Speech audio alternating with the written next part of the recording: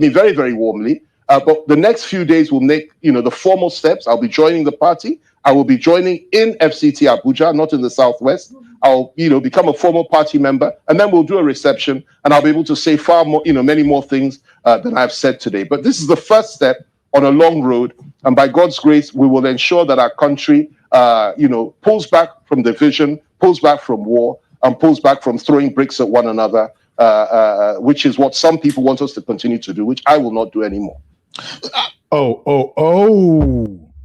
So, actually, what you were doing before, that many people thought you were doing the right thing, was actually you went to the quarries and you brought bricks. You were just throwing the bricks.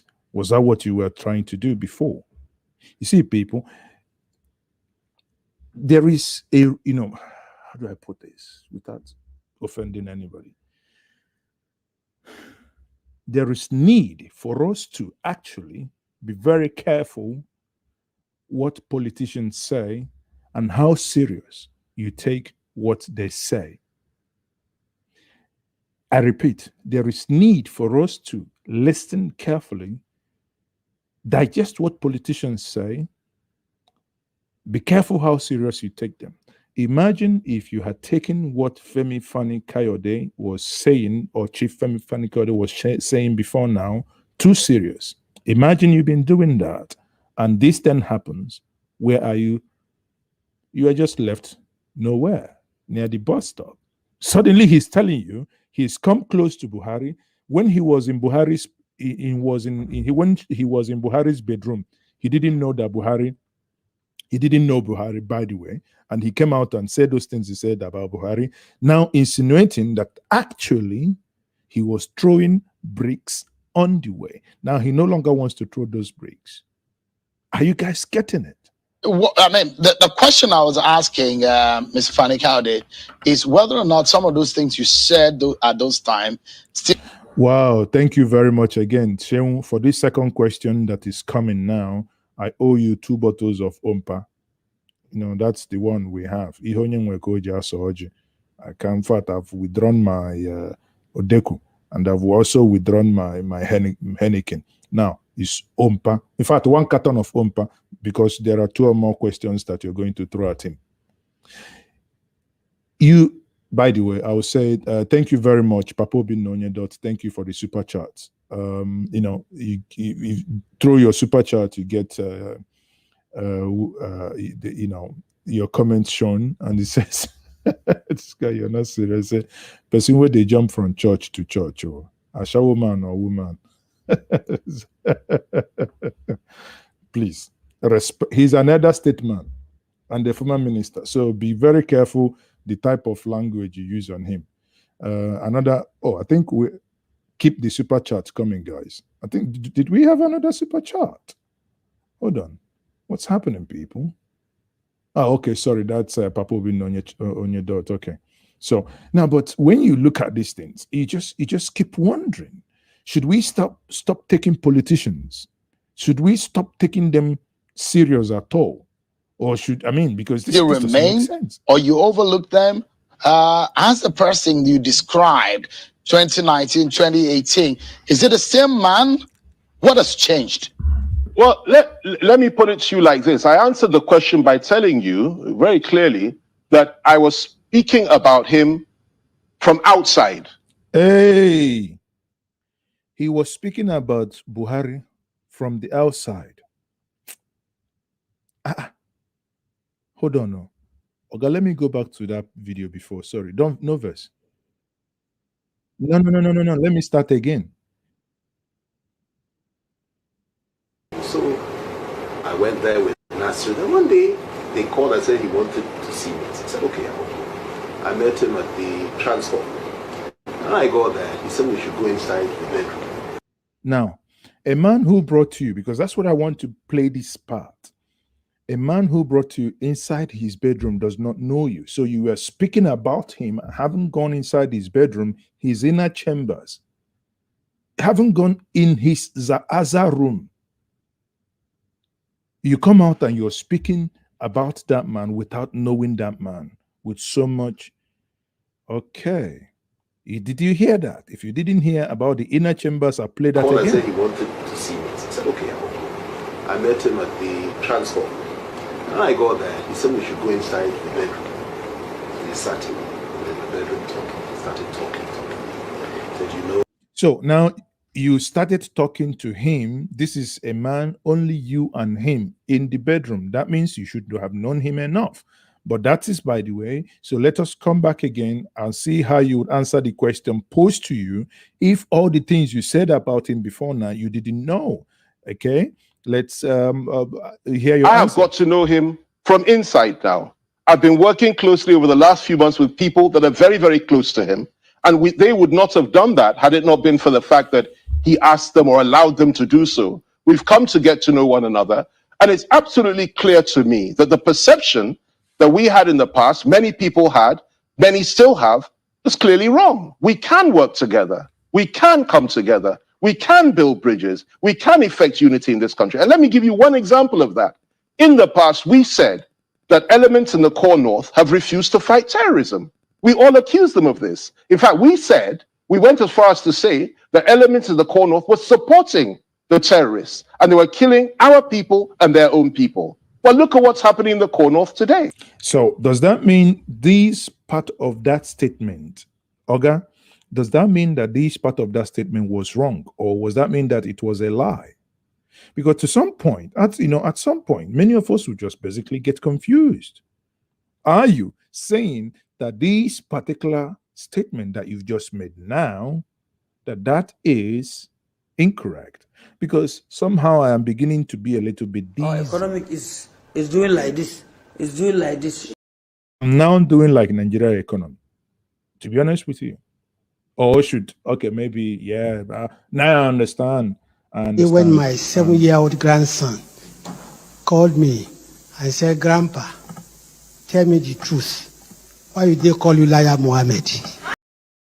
Oh, not by any stretch of the imagination am I insinuating or calling you a liar. But all I'm saying is that the things I'm hearing now, I'm feeling a little bit dizzy. You have a far more vigorous fight in the core north against the insurgents and the terrorists from the core northern governors than anywhere else in the country. And that is something that ought to be commended. They couldn't have done that without the backing of Mr. President. Hundreds and hundreds of terrorists and bandits are being slaughtered in the core north today as a consequence of that policy. That's just one example. Another example is this. We had a situation a few months back, and I was involved in it, I've told you on this program before, where there was a food embargo on the south, and where there was a plan by elements in the north to slaughter southerners as a reprisal for what happened during the riots in Ibadan and during the riots in Lagos.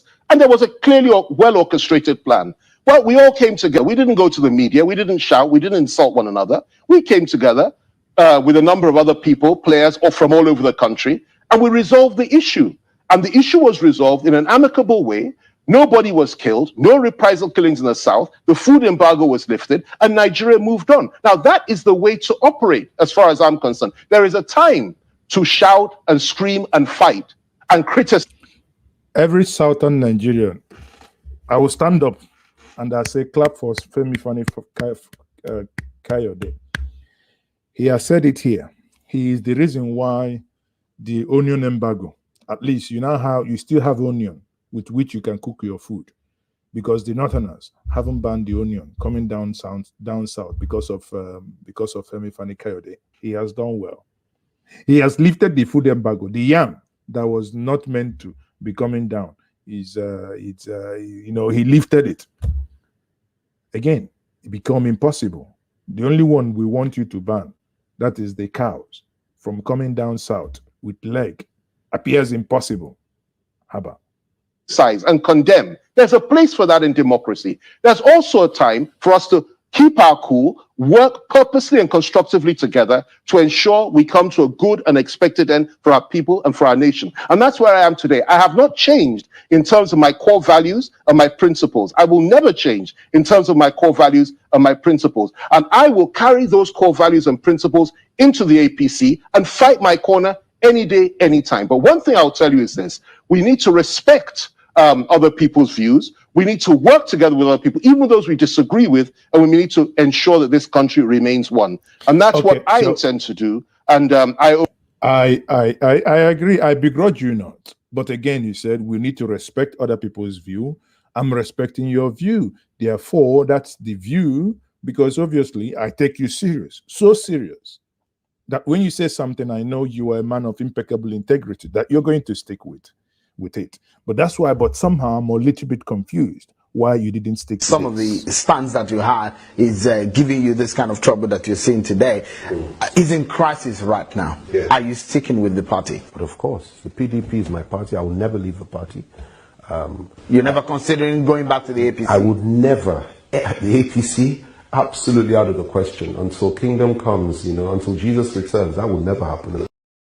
Okay, like I said before, Jesus is about returning because he has, this is what is written in the book of Revelation, chapter Femi. Is Femi in the Bible? Oh, sorry. Shut up. It's written in the book of Revelation. Don't ask me which chapter and which verse. No, I owe nobody an apology for that. So let's get it clear. So the things that you said in the past are not true. You've seen it clearly. Is it because I know you're a Bible student? No. Is it a case of once you were blind, now you can see? Is that the kind of situation? No, listen to me. He's never blind. Shehu, you threw this one. This one is a little bit below the belt. But anyway, let's continue. Because I keep saying it. There is nobody that wears glasses that is normal. Everybody that wears glasses somehow is the eye is not good. It's kaput.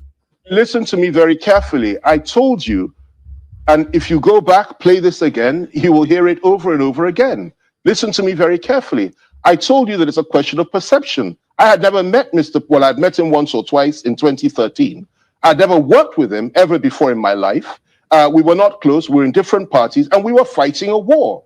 We were fighting a political war in 2015. You see, they were fighting a political war. There was no missile, there was no ammunition, there was no AK-47, 48, 49, 50. But Nigerians, they sold you something. You Mumoishli, Charlie boy, where are you? Odidubareba, our Mumuna follow come. Suddenly, these wars were being fought, and many of you didn't know that these were wars, and you believed them. I'd add that over the last few years after that, I spoke against him probably more than anybody else in this country. However, when it became clear to me that it is not as we thought it was, it's just not as simple as that, and that our country is in a situation of war right now. We are in the middle of a war, and many people want to divide our country. So what do? We retrace our steps, we stop and think, and we say, look, let us work together with those we may have been opposed to in the past, but we believe we can build bridges. We are building bridges. Second Niger bridge is still yet to be completed. It's fine. But what are we going to do? Literally, please, if you're just joining me this evening, I'm still Mazes, okay? Please do me a favor, subscribe and like this video. I want this video. I want so many people to watch this video. Honestly, I want so many people to watch it. And the only way so many people can watch it is because YouTube is suppressing, views. I want you to share it. Just one moment. Click on the like button. Make it turn blue. We are close to 800 people watching across various social media platforms. Now, when I look at how many likes we have here, we have only 23. Come on, people. People, the like is for me, not for FKK, please. The like is for me, for the job I'm doing, because I know many of you, maybe the reason why you're not liking it is because you think if you hit the like, it will go get into FKK's pocket or page. No, hit the like button is getting to me, not FKK.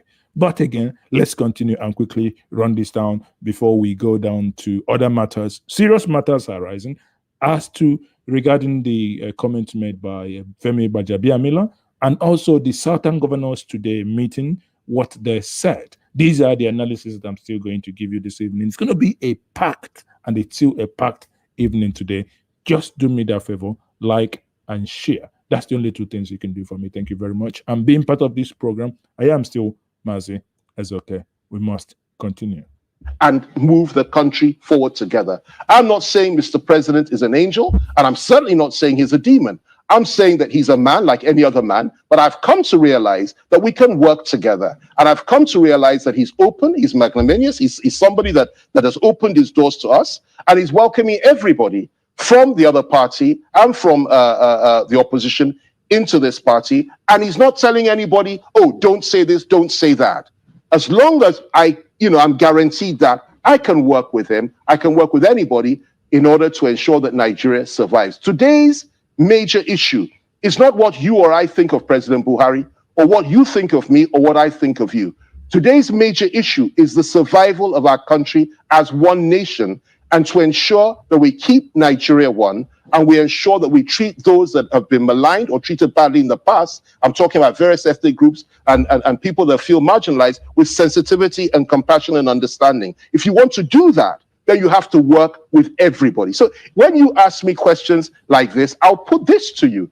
In the past, other people have defected from one side to the other. Virtually every major political player has done that. Does that then mean they disavow everything they've said in the past? Not necessarily. Maybe, maybe not. But these things... Yeah, hold on. But not everyone was so vivacious. Not everyone was so vocal. But people, let me also give us one thing. There is something also cooking. Many of you might even have heart attack if I tell you now. There is something cooking. By virtue of Femi Fani-Kayode decamping, there is something cooking in the horizon. It's sad that Nigeria would eventually end up a one-party system. That is bad omen for democracy. But again, when politics become politics of the rest, you can fill in the gap. Don't hold me responsible. But I can tell you free of charge now, by the virtue of Femi Kayode decamping, there is one man from southern Nigeria who is likely to decamp very soon, and all in the verge of 2023 election. You may take your guess in the comment section. Towards the end, I will review that person to you. Things are a question of time. We agree one day, we may disagree the following day. We may agree today, we may disagree tomorrow. And that's the position that I have taken. Right now, we're in agreement, we're working together, and I'm proud to be where I am today. And I know this is the way forward. I know I can get far more done this way for my people and for my country. And I have no regrets for doing that. In fact, I'm very proud of the fact that I can do this, despite what people might think or say. So everyone, people are saying, I mean, I would, sorry. So I will bring him back again. Now, what many of us are saying is that he has decamped so that he can work for two of his friends in detention. One of them, Nnamdi Kanu and Iboho. That's, most of your comments are saying that maybe that is the reason why he decamped. Who knows? So maybe now he can go back to that bedroom that he spent time with Buhari, and maybe he can now begin to whisper in his left ear, not the right one. Which one? Yeah, this one. He can whisper on the left ear, because I think the right one is facing London. That one doesn't work. Maybe if he stands like this one goes to London. This one is in the side of Castina. Maybe the left one can work. If he decides to do the needful. Now, the next question is also funny. Not only that it's, well, let me not say it's funny, but the next question is also on point. That's the reason why Sean will get a crate of umpa from me. And perhaps there's a reason why a lot of people seem to love it when you're explaining yourself and your philosophy. And perhaps the reason why you have to take up some of the things that you have said. One of the things that you said in the past, in 2019, for example, your words, in your own words, you said, I would rather die than join the APC. He said he would rather die. Why? Why die? You rather die than join the APC. In December 15, 2019, you said, and I quote, I'm committed to opposing the APC and those that are in the ranks for the rest of my natural life. And I will never join them no matter what. End of quote. In fact, for those talking about your defection at that time, you told them, you said it was false and insulting. Good. Can I answer the question now? Absolutely. The nice quotes? Absolutely. But Thank you so very much. Let me put this to you. A lot has happened in the APC itself over the last few years. Would you agree with me? You are a political commentator. You know what has happened in the APC. You know what has happened in the PDP. I won't talk about the PDP on this program until they throw a brick at me, then I'll respond. Ooh. Let's not talk about APC. The APC I was speaking about at that time is not the APC of today. The APC of that time, and I'll say it any day, anywhere, the APC of that time did not have the leadership that they have today. Today, you have a man who is the national caretaker. Nigerian people will ever vote for a man that believes that we should drag this country back. A man with a pitiful... Okay. He said the APC of before. I'll go back again on the same channels with the same man asking him the same question. And I will say, let us listen to what he said before. Again, I say when I say I come loaded from all the archive, I went into my terabyte of storage and I began to pull in these because I have those here on every one of, including myself. I don't believe that the Nigerian people will ever vote for a man that believes that we should drag this country back. A man with a pitiful and disgraceful record. When So what happened to Buhari's pitiful and disgraceful record? he was in power, he locked people up, he created people, he killed. Oh, he locked people up, he created people, he renditioned people. Exactly the same thing Femi is saying now is what Buhari did in June when he renditioned Mazen Nnamdi Kanu, took him from Kenya illegally like he did to Marudiko and brought him in. So Femi, I am kind of lost with words as to knowing all these things you said, and I don't even know what to say again. People with retroactive legislation. He carried people on the streets of London illegally, turned Nigeria into a pirate nation, a man that looted PTF, and I say that because the report... Woo! A man that looted PTF. Tell me, who is the Minister of Petroleum, actually? Why are we... I forgot. I'm getting old. I don't even know who the Minister of Petroleum is, but something is not working in the I was in government when the Haruna Adamu report was filed. I discussed with President Obasanjo at the time. I know what the president told myself and Aki Oshutoku privately. If not for the fact that the main person in that report, that is a man by Siraju and in-law Buhari, dropped dead the day that we decided to prosecute Buhari for it, that man would have been the key prosecution witness and Buhari would have been in jail by now. The truth of the matter is that he was very corrupt, and that Siraju report, the PTF report, absolutely indicted him. A man that when he was Minister of Oil in I believe it was in 1987 or thereabouts, President Obasanjo was the head of state at the time. It was 1977 or thereabouts.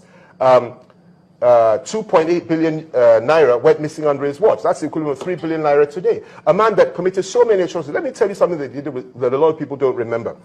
This is a man that converted all the currency that we had at that time and told everybody to convert their currency within 1 week, forgetting the fact that most northerners at the time dealt in cash, and most of them kept those the cash in their homes. They lost everything overnight simply because of Buhari's way. A man that sent so many people to jail for hundreds of years without due process, without any credible evidence. A man what about the tribunal that was set up? Listen to me. No lawyer attended the... Let me remind you. There were reports of the tribunal. You may be too young to know this. No. If I was young...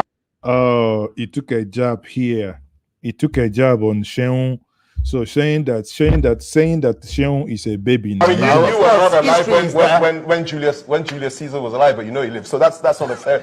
No. Let me put this to you. Sure, there were tribunals, but what I'm putting to you is that the only people that attended those tribunals were the judges or military administrators that were appointed by the government and the late Gani Fawemi.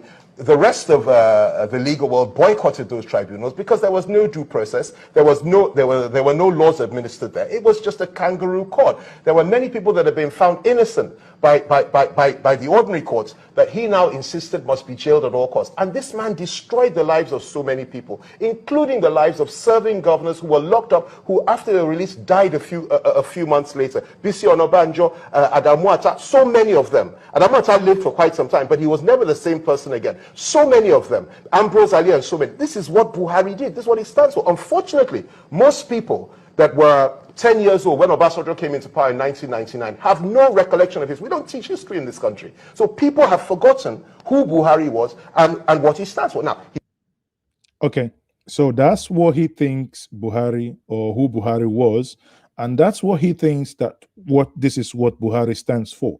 Therefore, now I want him to, having said all this, what is the explanation? Who has done exceptionally well in attracting people and presenting a broad-based, liberal, pluralistic view on national issues and national affairs. And he has opened the doors of the party to all manner of people with a plurality of views. We may not agree on everything, but certainly there's a place for you in a wider family. And you can effect your purpose and fight your corner from within. And that is the difference between that time and this time. The old leadership of the APC was very, very different in its outlook, and I would never have joined them had the leadership not changed. What we have today is an accommodating party that is ready to take people on and is take people in and is ready to listen to dissenting opinions, even from within, providing you conduct yourself in a mature and a decent manner. And that's what we've been doing. I've worked closely with Mebuni, I've worked with Matawale, I've worked with Governor of Kogi State, I've worked with Zulu, I've worked with a number of others, even the Governor of Plateau State. We've been collaborating over a period of time. Senator Grace Bent and so many others. And I'm telling you, President Muhammadu Buhari, people have complained that there's this lopsided appointment. Now, he's saying about all these things, all these people he mentioned, none of them was born yesterday. These were people who were in APC when he left. But again, I bring another one, which is a Zoom conversation that he joined AIT, and the following was said. Again, I tell you people, this evening I come loaded, pregnant with facts and figures.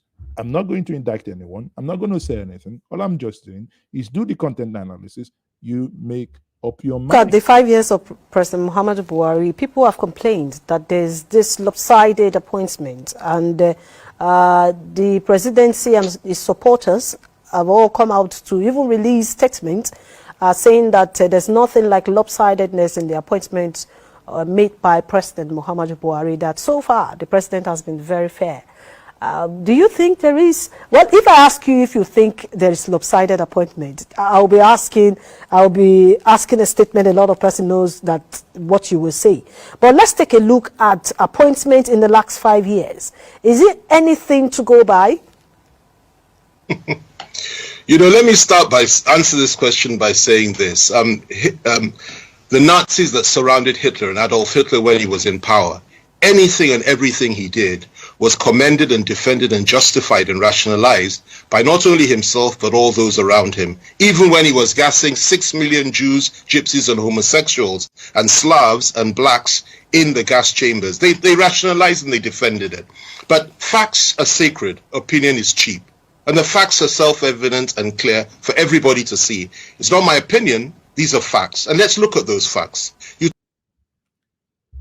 I would say, God bless you by saying that facts are sacred. Now, we want you to lay those facts, quote unquote, in your own words. These are not mine. Please, can you lay these facts before we go back again in your today's defense? We talk about lopsidedness or non-lopsidedness. In the first time in our history, in a multiracial, multicultural, multi-religious country, you have a situation whereby every single security agency, and there are 17 of them, every single one of them, except for the Navy, is headed by a northern Muslim. Femi, has this changed with the exception of Irabo? Has this changed? If you still know this, I ask again, has this changed?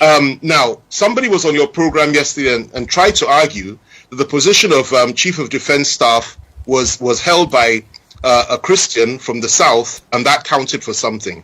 it doesn't count for anything. It's an administrative position. We're talking about operational command. We're talking about those that control the troops on the ground. We're talking about those that have command over men in the field. Every single one of them in this country, except for the Navy, is in the hands of a Northern Muslim. That is unacceptable. It is even dangerous. It doesn't end there. You go to the oil sector. We have the president himself, who is the substantive minister of oil. Oh, Minister of Oil or Minister of Petroleum. Okay. Petrol, they rob, Buhari, they rob engine oil for body. Why they call him Minister of Oil? Then you now have the GMD of NNPC, which is the goose that lays the golden egg. He's a Northern Muslim. Both substantive minister, GMD, Northern Muslims, and every single subsidiary and sensitive managerial position in NNPC is also headed by a Northern. I ask again, has these positions changed? Muslim. This is unacceptable. That's the executive, and I could go on more and more about the executive. Virtually every key position in this government has been manned by a Northern Muslim. Now, it doesn't stop there, unfortunately. It gets worse. I know it's getting worse. I ask again, has these positions changed? If you go to the legislature, you have a situation whereby for the first time in our history, the legislature again is also not just the executive, but the legislature as well is. Yeah, we know those are the rubber stampers, but has it changed? As well, is headed by a Northern Muslim. The President of the Senate is a Northern Muslim. You go to the Federal House, we have a very good man there, a good friend of mine. I've known him for 40 years. He's a Southerner, thankfully, and he's doing very well. He's of the Muslim faith, neither here nor there, but at least he's there. Now, you also go outside of the legislature, you go to the judiciary. For the first time in our history again, you have the executive led by a Northern Muslim, all the key positions held by Northern Muslims, the legislature led by a Northern Muslim, National Assembly. You go to the judiciary, again, Supreme Court headed by a Northern Muslim. You now have a Court of Appeal. It was headed by a Northern Muslim. Now you have a Christian that ought to have been confirmed. They refused to confirm him. Let's hope that she will be confirmed. We're all hoping for that. Up until recently, you also had the President of the Federal High Court was also a Northern Muslim. Thankfully, that has changed now. Now, if you look at all this, you have a situation whereby it's clear that there has been a preponderance of appointments to the North and to Muslims by the Buhari administration. There's nothing wrong with having Northerners and Muslims in many places. But the truth of the matter is that in a country like this, we have always practiced the principle of federal character, balancing, and sensitivity. We've always carried other regions along. Okay, enough, please. My left ear is also hurting. So let's quickly round up this one. Views here, but we all agree on one thing, that people should be treated fairly and decently, regardless of where you come from in this country, regardless of your religious faith. We believe passionately in that. And we must not continue the narrative that we had in the past, that, we must divide one another and fight one another on religious or ethnic grounds. And that's the new me. And I am very, very proud of that. But the party has changed. Not me, the party has changed. And the president has been FEC is changed. Music to my ear. This is our Antilla and Willow combined to my ears. I didn't know that. Of that change, which is very gracious of him. Buhari has also changed. Wow. And that is why I am where I am today, and I'm very proud to be here. It doesn't matter what people think. It doesn't matter what people say. If I give you quotes of what others have said over the years about one another that are now together, you will be shocked. I have a whole list of them. But let's not focus too much on what you think of what FFK has done or thought. Let's focus on our country, unity, peace, and building the bridges that we need to build to ensure that we don't turn against one another as a people and end up having a civil war. I'm committed to fighting that. I'm committed to fighting the terrorists. I'm committed to standing by this government as long as they continue to fight the terrorists and kill them morning, day, and night. And what's happening in South? Why? You see, this commitment you talk, committing to fight terror. Are you a soldier? Are you the chief of army staff? Are you the... So what is even your input? Sorry, but let's get to the nitty-gritty for Christ's sake. What is even your input in the fight against terrorism? What are you going to do? You are not an army officer. You are not an ex-general. You are not you are not... Come on. You're not talking to kids. Cut the chase, for Christ's sake. It gives me immense joy to hear that they're being slaughtered like flies. I like that very much. And that's one of the reasons I joined today. All right. There is a vehemence in what you say, in the use of language, and perhaps the time when you say you'd rather die than join the APC. Do you think maybe you went too far? No, let me tell this, Michelle, again, it's not a question of use of language, it's a question of commitment, it's a question of understanding, and it's a question of accepting the fact that people base their decisions on conviction and not any form of opportunism. That's certainly me. If I wanted to be opportunistic, I would have done this long ago. I will never surrender my principles or my core values. But let me put this to you. I'll repeat what I said earlier. It is the party that has changed, the leadership of the party, the quality of the party, the accommodating nature of the party, and the people within the party. The APC of today is a liberal party. It is not a hardline conservative party. It is accommodating. It is a party that's prepared to take people that do not share the views with others, but are prepared to find their corner from within. And that's how any political party ought to be. That's how I perceive it. I didn't just perceive it. I've worked with these people, and I've built bridges with them, and I'm very proud to be here. I will not speak about the other side. I won't say anything about the PDP that's negative. I have friends in the PDP, but let me put... I beg, make her laugh and then Soka. He's committed in building bridge, you know, Julius Berger, bridge builder.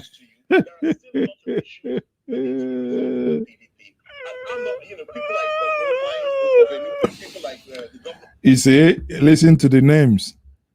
This is WAEC question. So those are probably the ones on the line now. Bala Mohammed and a number of others are very, very close to me. I have immense respect for them. And there are issues, however, in the PDP, just as there are in any political party. But let me put this to you. The APC, the leadership of the APC has evolved dramatically. And that evolution has attracted people that are intellectual, that are sharp, that are smart, that are focused, and that want to keep Nigeria together and at the same time treat every Nigerian, regardless of faith, regardless of ethnicity, as one and as equal. That is what I find attractive about the new APC. So when you say that I will not die, I will live long and I'll prosper because I make the right choices at the right time. I will not stay in PDP simply for the sake of staying there, because I said something different in the past. I will move when I believe it's appropriate. I'll go forward. I'll save Nigeria. I'll fight for Nigeria. I'll defend Nigeria, and I'll defend our unity and our peace any day, anytime. Okay. Now this has been personalized. I will move Nigeria forward. With which truck? You will defend Nigeria with which ammunition? Okay. Now it is personalized. That's fine. I will now say, okay, we've been blowing this grammar for the past 1 hour. You haven't said the reason why you decamp. That telling us that actually he has told us the party APC now is NAPC because he said he says it's the new PDP.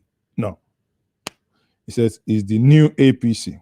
So we now have NFC, NFC, NFC. So we now have NAPC. That's what he has told us.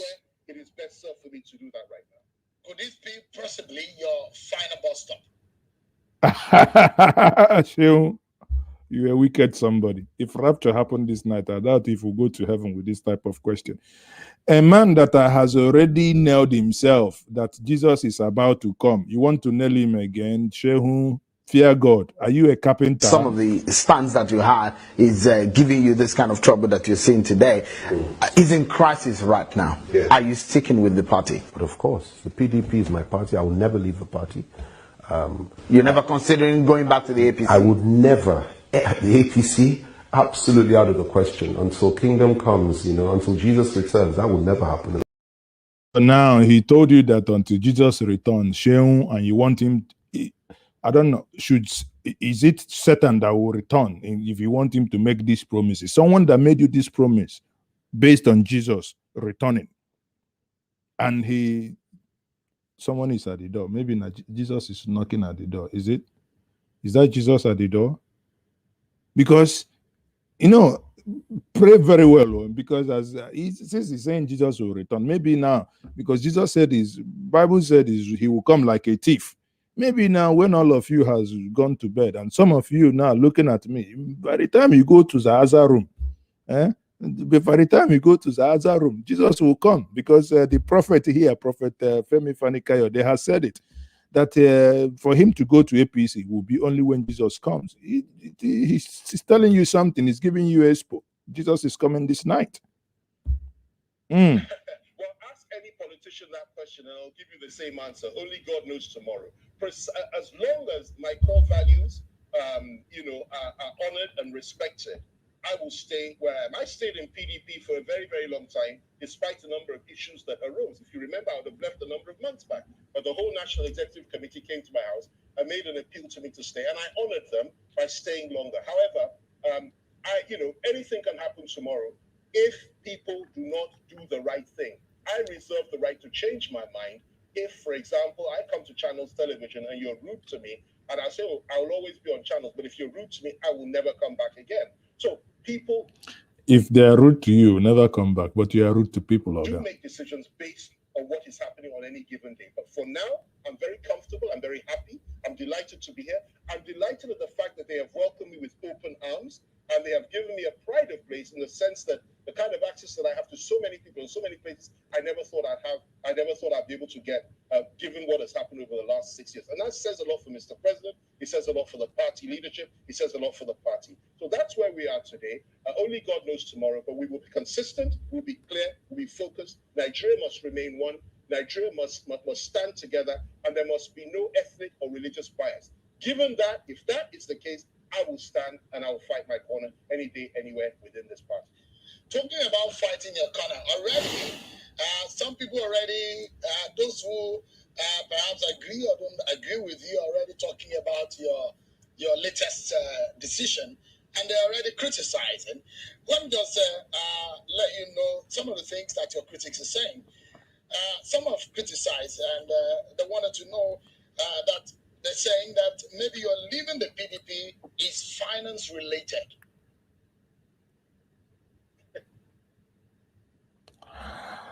Oh, they're leaving the PDP. Sheung is looking for trouble. Maybe this is finance related. Sheung, this is indeed trouble. Remember, someone asked him in Calabar who was bankrolling him.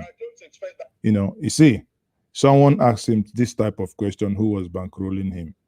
But again, because this is a virtual distance, there is nothing. There is no camera there to break. Ridiculous and absurd question. Ooh. I have never ever lacked in finances. There have been no inducements. Politicians don't move because of finances. If I wanted finances, I'd have moved a lot sooner than today. I've struggled and I've fought over the last 6 years more than any of the little monkeys that said what you just said to me now. And I am stand proud and I stand tall. The kind of family I come from, the kind of background I have. Did he just say little monkey? Jesus Christ, that's a national TV. Huh? Ogabi coming down. Meanwhile, this is Mazes, okay, and once more, this is Nyenye Media TV. If you are new to this place, hit the like button. Share this stream, share this video with others. Just hit the like button. Those of you on Facebook, how many of you? We only have 43 people hitting the like button. People, that is too poor. That is not correct. That is indeed not correct, and that is too poor. That is never an issue. But of course, this is always the absurd narrative that people with a very small brain and a low intelligence quotient always put up when they feel threatened. And I don't care. You can insult me from morning till night. It means nothing to me. What is important to me is my God and the fact that I'm doing the right thing at the right time. I am considerably more wealthy than most people think. And I don't need anything from anybody. I work hard. I've always worked hard, and I've never lacked anything good. When I was fighting the government, you didn't talk about finances or no finances. Now that I'm not fighting the government, you're talking about finances or no finances. It's an old narrative. It's an old story. It's something that Nigerians, particularly Nigerians from a particular segment of society, like to say about those of us that are in the elite. And I'm not prepared to respond to such rubbish. And I'm surprised you should ask me that kind of question. Why don't you go and ask others like, no, wait a minute. Let me finish. Why don't you go and ask the number of others that... You see, That is it. Is basically is going to destroy Femi now. Same question whenever they defect. It's a very insulting question, and there's no basis to it whatsoever. I'm pretty much, I'm sure that you know how to fight your battle, and in your corner, you pretty much know how to respond to those of your critics. We're due for a break in 30 seconds, but what do you say to your followers who have been following you, who believe everything you say, and now that you have the opportunity to communicate with them on your new decision, what do you tell them? They know where you stand, and today you've changed your stance. What do you say to them? I say well, they've always known that whenever I make a decision, it's based on conviction and understanding, and it's for the right reasons, not the sort of nonsense that whoever you were quoting was saying over there. They believe in me, and those that believe in me have to trust me.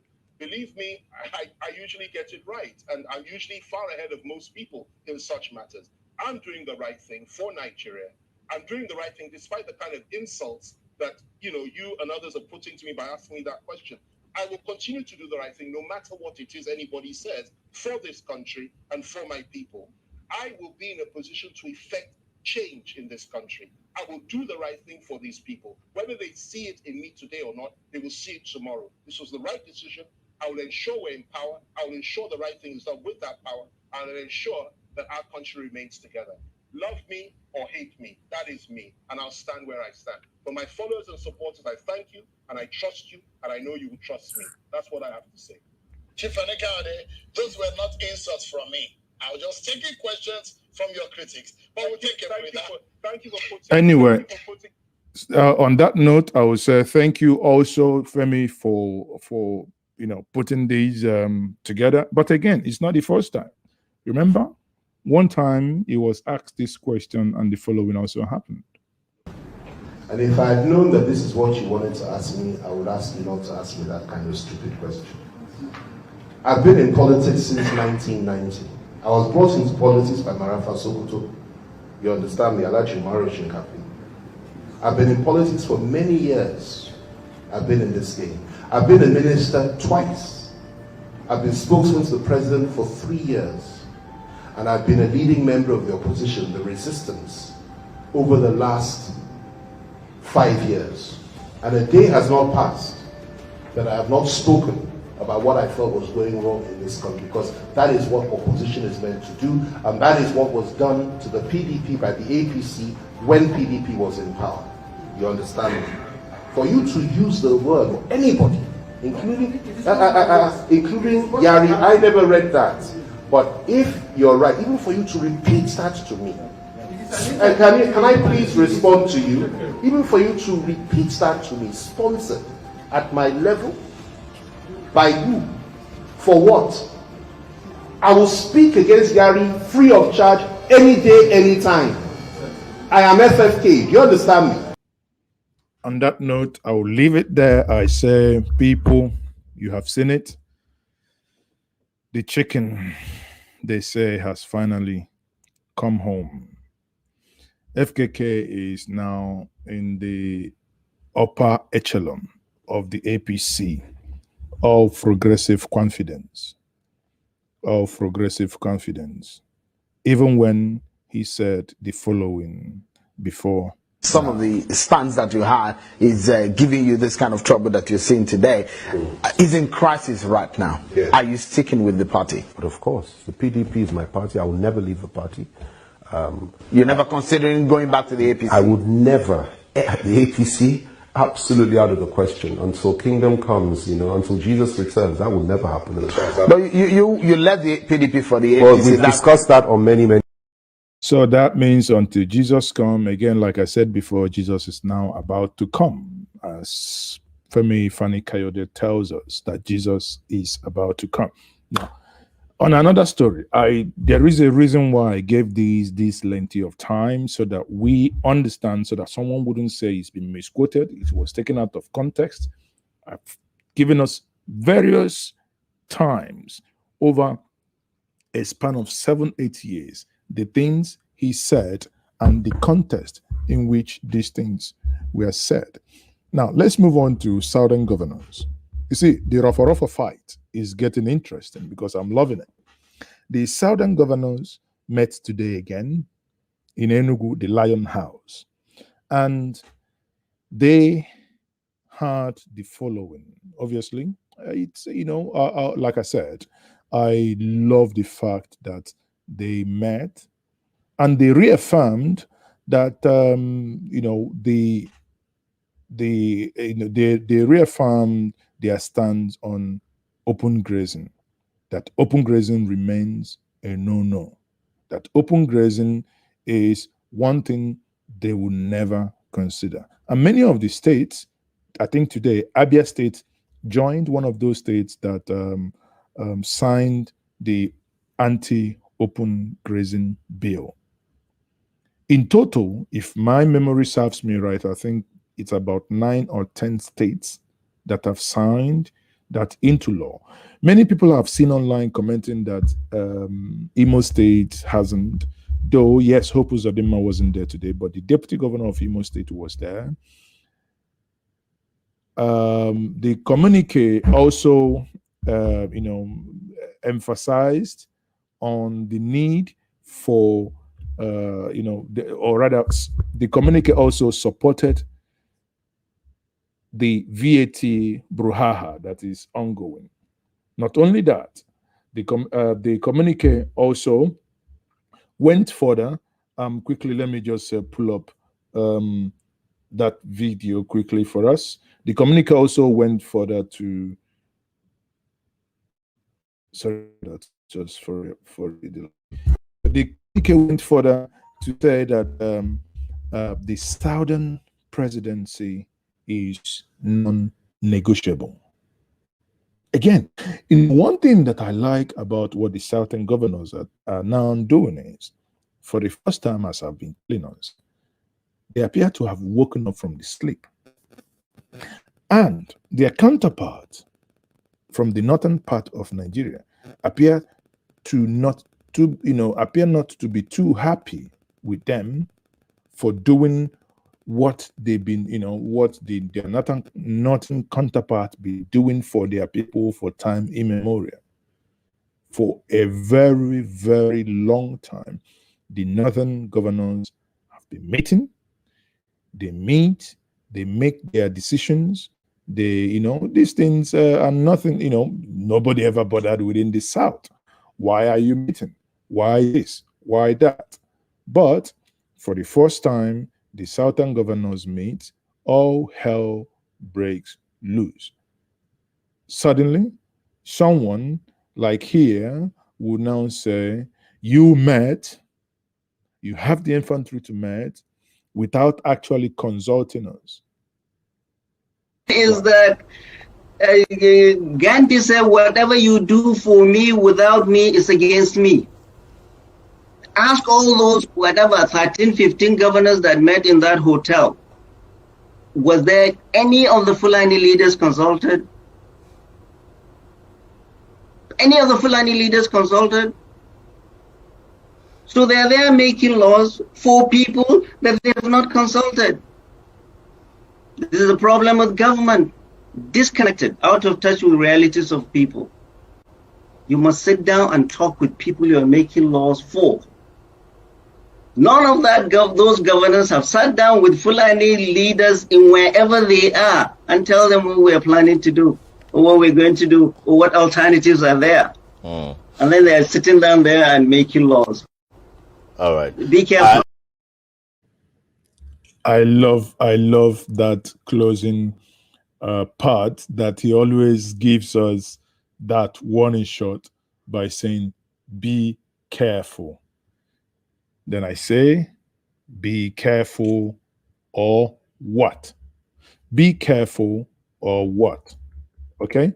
But nonetheless, the Southern governors are not deterred. Honestly, I like their, I like their resolve. They seem not to bother at all, because they're all saying, well, we have a place to govern and our people are depending on us. In that case, we have to do what we consider the needful for our people. Now, quickly before I continue, I would just want to play the video of the communique as was issued today.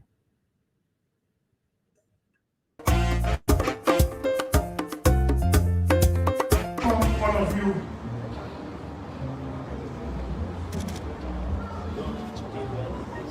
So, our communique session. And I, on behalf of my colleagues, read the communique issued at the conclusion of our meeting held today in the coast city, Enugu. The Southern Governors Forum and its meeting today held in the Government House in Enugu State reviewed the state of the nation and the progress of the implementation of the decision reached in our previous meetings and further resolved as follows. The meeting expressed satisfaction with the rate at which the states in southern Nigeria are enacting or amending the anti-open grazing laws, which align with the uniform template and aspiration of southern governors and encourage the states that are yet to enact the law to do so expeditiously. The meeting agreed to encourage the full operationalization of already agreed regional security outfits, which will meet security and safety of the region. The meeting reaffirmed its earlier commitment to fiscal federalism as resolved at the inaugural meeting of the forum held on Tuesday, 11 May 2021 at Asaba, Delta State, and emphasized the need for the southern states to leverage the legislative competence of the respective state houses of assembly, as well as representation in the National Assembly, to pursue its inclusion in the Nigerian Constitution through the ongoing constitutional amendment. Following from paragraph 3 above, the meeting resolved to support the position that the collection of VAT falls within the powers of the states. 5. The meeting expressed satisfaction with the handling of issues around the PIB, PIA, Petroleum Industry Act, and ownership of NNPC by the Nigerian Governors Forum.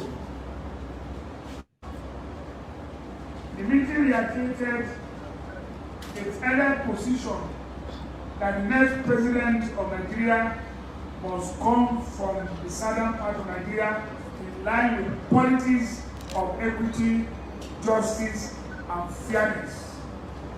The forum thanked the host governor, Right Honorable Ifeanyi Uwani Gburugburu, and chose Rivers State as the next host for the Southern Governors Forum meeting in November 2021.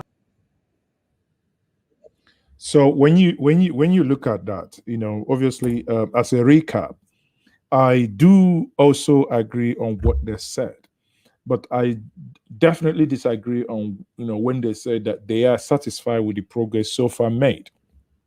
Now, these are the same people that gave us 1st of September as a deadline of every state within the South, signing these into law. But today is the 16th. That is 15 days over, yet not every state in the South has signed it.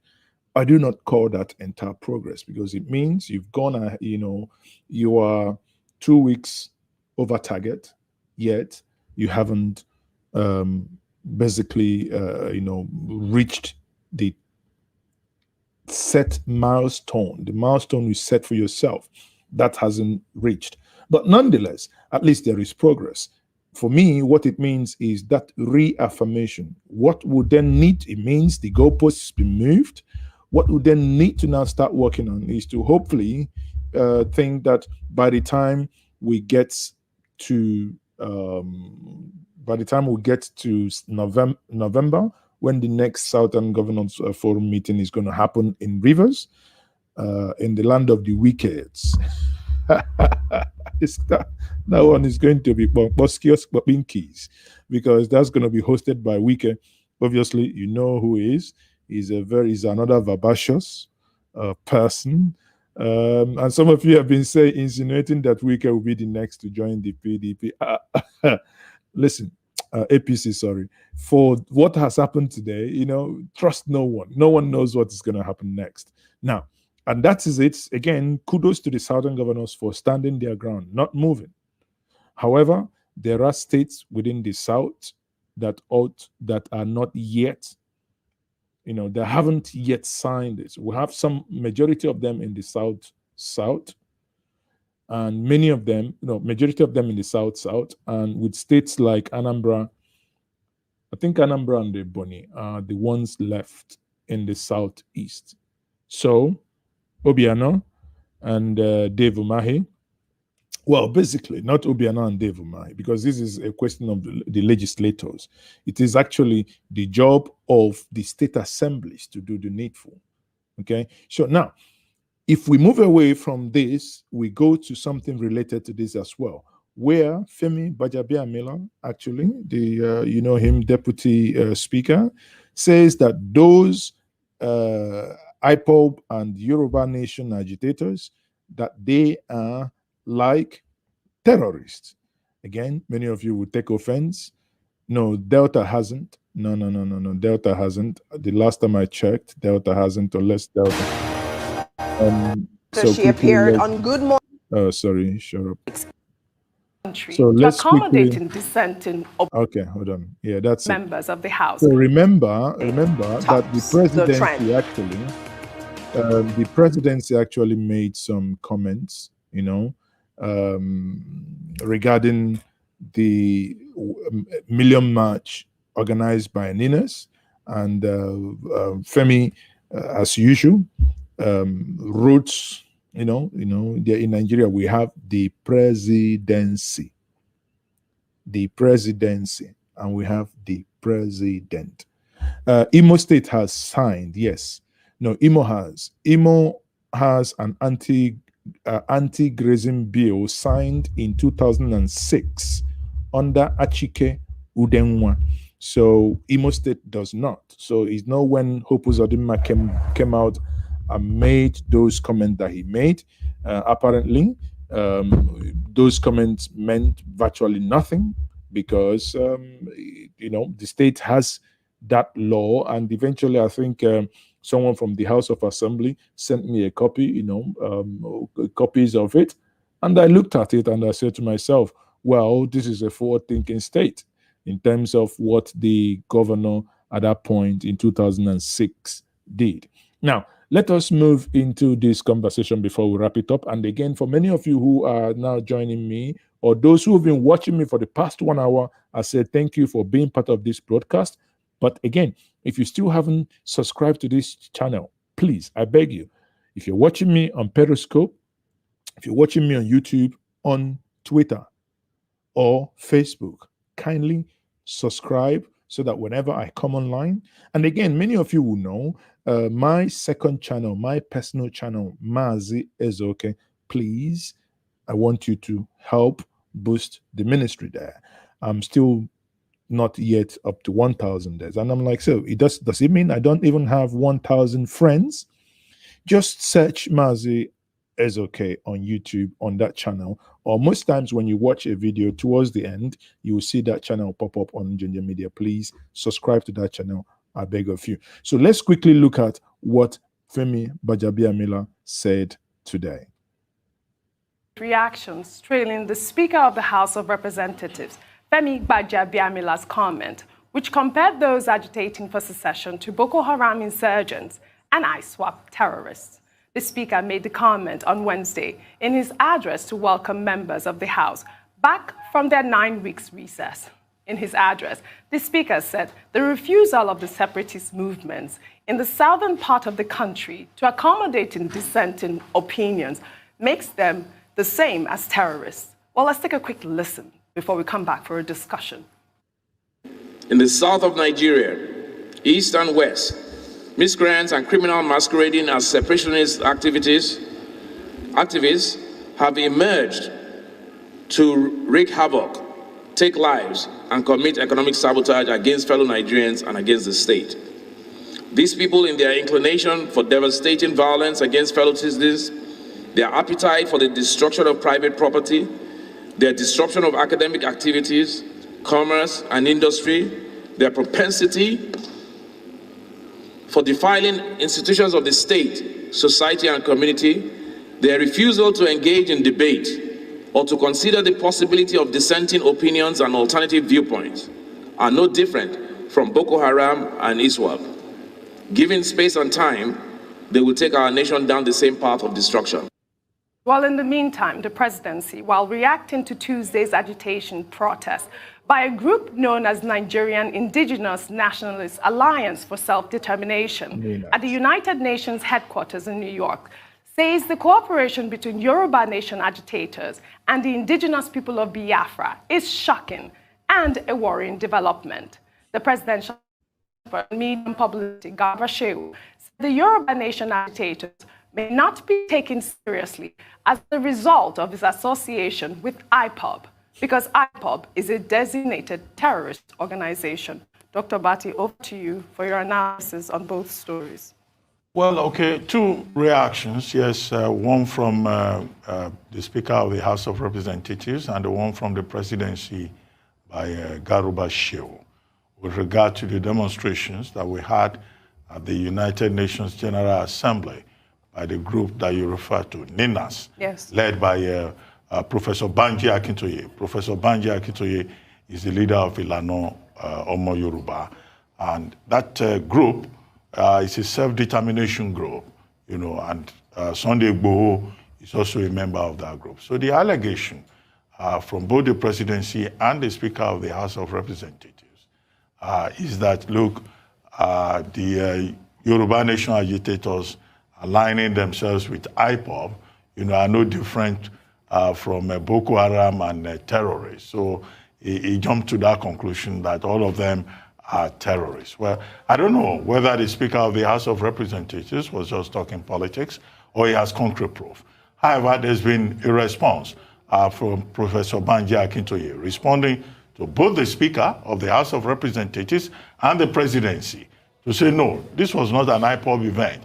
It is, you know, a planned 1 million man freedom march that they intend to sustain between September 14 and September 24 to draw attention of the global community to issues of inequality, marginalization, and injustice in Nigeria, and to see whether, in fact, the National Assembly could be persuaded. Sorry, for those of you saying you can't see where to like the video, you need to exit the comment section. You know, if you click on the X, you exit the comment section, then you see like on your left. You smash the like button. Okay. If you smash it, then you also share the video. Support a referendum on the status of Nigeria. So, well, I mean, I don't expect that the Speaker of the House of Representatives, even if he may be exaggerating about the connections, to say that any group at all that is agitating for a nation out of Nigeria, you know, should be encouraged. Well, another thing that came up there is that the Speaker of the House of Reps, who has become very vocal currently, you know, in the last few weeks, before now he was media shy, he was quite reticent. But he has granted at least one major interview in which he said he was not interested in the governorship of Lagos State. Now, less than a week later, he's in the news again.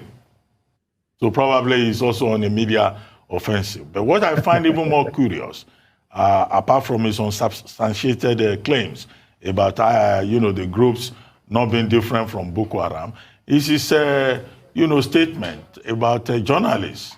What was, I think he used a particular word about unsecure journalism, or is it or diluted journalism, and saying that journalists, should support government and not be focusing on, yes, he said that. Stories related to terrorism and all of that. Well, this is the punishment we face, the embarrassment we face on this job. Everybody is a journalism teacher. Nobody teaches medical doctors how to do their job. They don't teach lawyers how to do their job. Well, when it comes to journalists, everybody has an opinion about how you can do the job. Just because maybe they read some story on social media, or they had an old uncle who used to be a newspaper vendor. I would like to advise the Speaker and the other members of the House of Representatives, now that they have returned from a nine-week recess, to focus on major issues of concern in Nigeria, of development. Gbajabiamila was accusing journalists of measuring the performance of lawmakers in terms of the bills that they are able to sponsor. Yes, that's how it is done in other parts of the world. And even if you don't sponsor bills in other parts of the world, they assess the quality of your contribution and how you stand on the big issues of the day. What we are saying to these lawmakers is that we cannot afford, a National Assembly where half of the Assembly, or a significant number, will go there to play possum, sleeping, or going to toilet when major issues are supposed to be discussed. This is the point we are making. Exactly. Remember how these same people that meant to be representing us, when it came to the point of voting on the electronic transmission, suddenly many of them from the south, all had what the Germans call Durchfall. Dysentery started befalling all of them. That type of shit that you to knock at the door of your auto, and when you run to the toilet, you will not hear anything. You just hear something like that. That's what was befalling all of them, as if somebody sent something to them. And they ran into the toilet until the votes were counted. Some say, "Oh, I went to burial. I didn't know they were voting." That is what Yoruba. And nobody can gag us in that regard. We want lawmakers to justify their presence in that assembly. So the problem is not with journalism. It's about the National Assembly focusing on the key issues of the day. And some of those issues were issues that were raised by those protesters. Their characterization is completely beside the point. What are they saying? Right. Is anybody listening to them? Yeah. That, for me, is the issue. Tundu, what is your take on Femi Gbajabiamila's comparison with secessionists and terrorists? What I heard him say, he was referring to the thin end of the wedge, which is a problem we've had in this country across the board. How an incident or an issue can start off small and end up snowballing into a huge crisis. However, I would have appreciated some nuance in his comments. Cast your mind back, before we were born, pre-independence. Somebody like Anthony Anahoro would have been described in those terms by whoever was in charge back in the day. Today, we celebrate him as one of our founding fathers. Self-determination is the most noble of human instincts. I agree with you. Terrorism is the basis of human instincts. It's completely different, night and day. Yes. So I don't appreciate that conflation. We need to be nuanced in what we are saying. People have the right to demand justice. This is a democracy. Yes. Even under a dictatorship, there are those brave souls who lay down their lives to demand their rights. We have fundamental human rights, one of which is freedom of assembly. So I also do not appreciate Garba, who's rather patronizing, Yoruba people don't hang out with the bad kids. We don't need to be parented. No, that's what it sounds like. Like a parent saying, don't hang out with those dodgy ones. No. I find it very, very patronizing. We have freedom of association in this country. Everyone we have the right to protest peacefully. And what should be done is to listen. What are the issues driving these people? Especially when you look at the fact that we've just talked about a naval base in Kano. There's so many things. It's so obvious. You cannot just be dismissive about it. I'm sorry. And regarding the journalists and the slap on the wrist by the speaker as well, I see nothing wrong as far as metrics go. The number of bills sponsored, your efficiency and your oversight. I don't know what else do they do. You're a public servant. I must stress, servant. You work for the public. So you must be accountable to the public. The media is also working for the public and letting the public, the electorate know this is who you have sent there. This is how they have performed for you. What's wrong with that? Very well I said, remember now, he called it uninspired journalism, whatever that means. Rufai, what is your take on Garba Shewu's comment when he said that the Yoruba agitators will not be taken seriously because they associated themselves with IPOB? I mean, I don't take his take seriously. I'm sorry to say that. There are pertinent issues on ground we need to solve. I don't take his... I think I'll add, apart from Shewu this evening, I'll add another one crate of 12 bottles of Ompa to Rufai as well. You see, we need to be honest with ourselves in this country. We can't keep deceiving ourselves. You see, it's the deceit and the pushing the evil day away is what is causing all the problem. Let us talk. That's what I keep saying every time. You can't say, oh, why are we having agitations? And I keep saying, you see, the agitations of the Igbo is not about Nnamdi Kanu. Why is it that we still say that the civil war is not over yet? Why is it that in 2004, a certain Rafu Wazurike, when he found the embers of this agitation, things started up again? Because injustices have been done and you have not solved the problem. And thus it is as simple as ABC. So if you don't solve the problem and you think it can go away, the problem will not go away. So that's why I don't buy his take on this. Exactly. I totally agree. Because there is a reoccurring decimal. Why is it that after Ralph Wazirika, you have an Nnamdi Kanu? Even if Nnamdi Kanu is not in the picture, there is a reoccurring decimal. Again, what the government ought to do is to deal with the issue that breeds the agitation. Again, and one of my cliche here is that at the heart of every agitation lies injustice.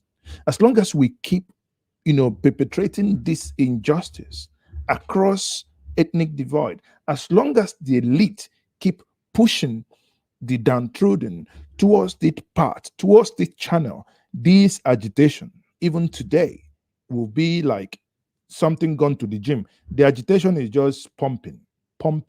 It's not even started unless the injustice is addressed. On that note, I agree with Rufai. Oh, protest. The Yoruba nation to feel agitated. The question we should ask Garba is, what caused the protest of the Yoruba nation? When they were killing people in Ogongo, what did he say about it? Bagam, when people were killed in Ogongo, what happened? When people were shot in Aba, in a school where they've gone to pray, what happened?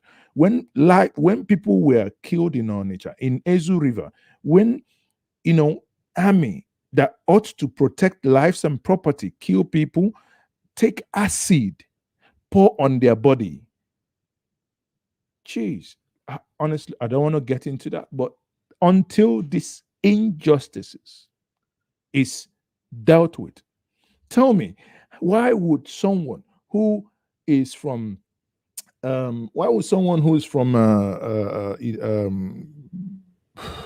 the community fell with me now, from Enugu State, Uzowani, who wakes up one day unprovoked, people will come into in the community, massacre the people, burn houses, burn churches, burn cars.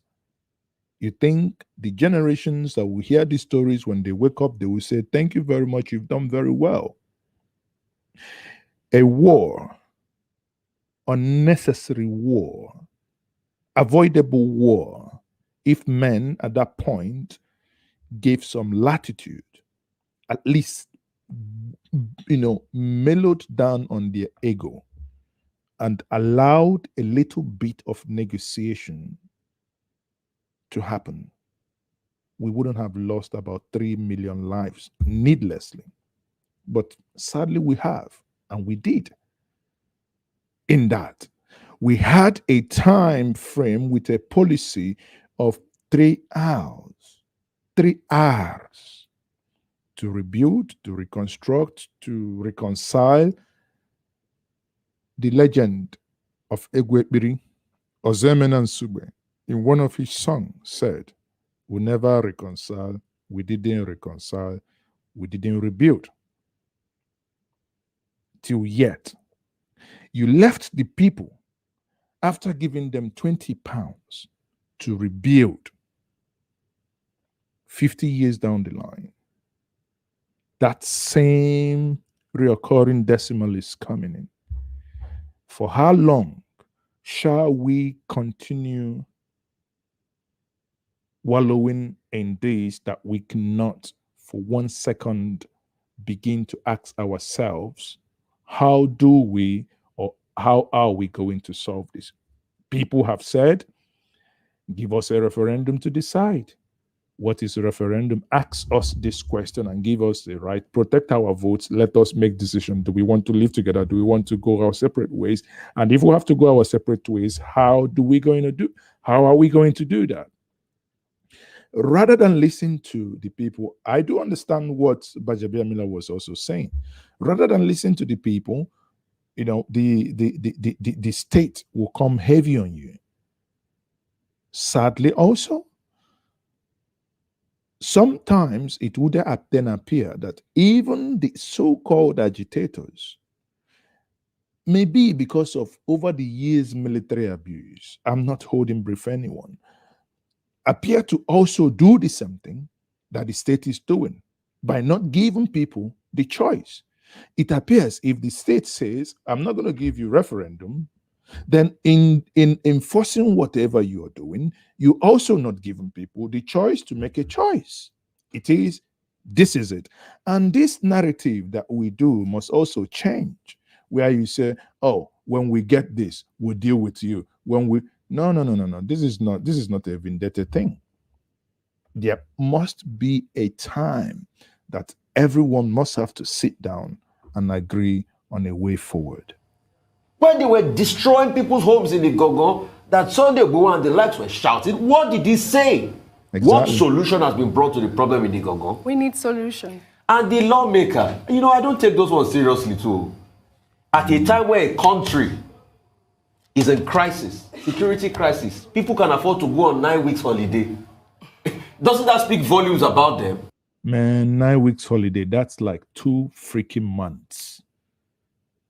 I don't know who, if you divide it by days, Jesus Christ. You know what it means? 9 weeks holiday. You know what it means by days? Jeez. Man, these people get liver. 9 weeks. Then somebody comes back and say we are not doing inspiring journalism. But when it's election time, they want to make media appearance. They know us that time. They call us. They come on air and come and talk. But now they are teaching us how to do our job. But when they are vying for that position, they will sit down maybe in front of Dr. Abati and say, Dr. Abati, you're a fantastic journalist. You've been doing this for over 40 years. They know us then, no? But all of a sudden, we are not doing inspiring journalism. Why is it that any time journalists try to say things as they are, then they attack us? You see, we are not against, we just want a better nation. Edmund Burke calls us the fourth estate of the realm. We are the balancer in society. Mm-hmm. And we report the narrative we see. Just like somebody say, take off reports about bandit attack from the news. That's why people don't like it. If there's no bandit attack, we're going to report it. Exactly. We'll take another story. Exactly. President Muhammadu Buhari's announcement. It's a fine place to live. If there are no bandits attacks, who's going to report it, people? It's now been 2 hours. I think I'm going to drop the next story that I was about reviewing, which is the battle on VAT. I would rather summarize it that Olisa Agbakoba, maybe I'll do it tomorrow. Maybe I would, obviously, I promise. I'll do Olisa Agbakoba on my tomorrow Friday hangout. Remember, tomorrow is Friday. You join me 7 p.m. Make sure you come with your drink. You know, if you don't have a drink on Friday hangout, don't come, because that's a time we drink and we talk. We talk sense with drink. There is a reason why it's called Friday Hangout. You know, last week I had the privilege of having the Odudu Bariba one of Africa joining me. That was in the person of Charlie Boy Oputa, the area father number 1, the Agadi Ekwenka, what's it called? Flavor will say the palliative. So he joined me. We had fun, and next, tomorrow is going to be another, fun day. But having said that, people, someone won. Two people won the prize for last week, and one person has gotten in touch with me. That is Papobi Nonye Dot. Again, tomorrow, or rather, I would want you, if you're one of those, the person that got the question right last week, please get in touch with me at, using the email address, njenjemedia@gmail.com. Please send me your details, or you can see the number on the lower, on the bottom there, the lower third. You can use the number, send a WhatsApp message or SMS, get in touch so that you get your own gift for guessing right what Odudu Bariba was drinking last week. People, it has been a pleasure. It has been my pleasure to have you in the last 2 hours. I don't want to let it go beyond that. I would ask you, and I'll beg you once more, join me tomorrow again. And please, like this and do me a favor, subscribe if you haven't done so. See you tomorrow. I am still Mazezoke. It has been my pleasure to have you all this while. All these analysis we have done. Again, politicians, they will never, ever change. Because sometimes when I look at these things, I say to myself, wow, wow, wow, wow. There is a reason somehow to happiness more, because the election season is round the corner. All right. Have you voted? I'm voted, yeah. Okay, so I'm happiness, I'm voted, yeah. Tell me your feeling after voting today. Yeah, after voting, I'm feeling okay. What I want, I get it on the result. I'm getting the party I want is the one going on. Thank you for that. What are you expecting from these people you voted? I'm voted, they can do what you want, and then when they want, what they want, inshallah, we'll happiness more. Isn't it? So, isn't it? Are you not a happiness more? Ma says, okay, it's a happiness more, but Nigeria is not working. Nigeria is not, it's not me, I'm not saying it, but Nigeria is not working. Because if I ask Buhari now, he will tell me the same thing. You want to doubt me? Mr. President, what do you think about Nigeria? The government has failed to do its... Oh, Mr. President, I haven't finished and you're telling me government has failed. Which government has failed? The government has failed to do its principal duty of protecting life or property of all beings inside its territory.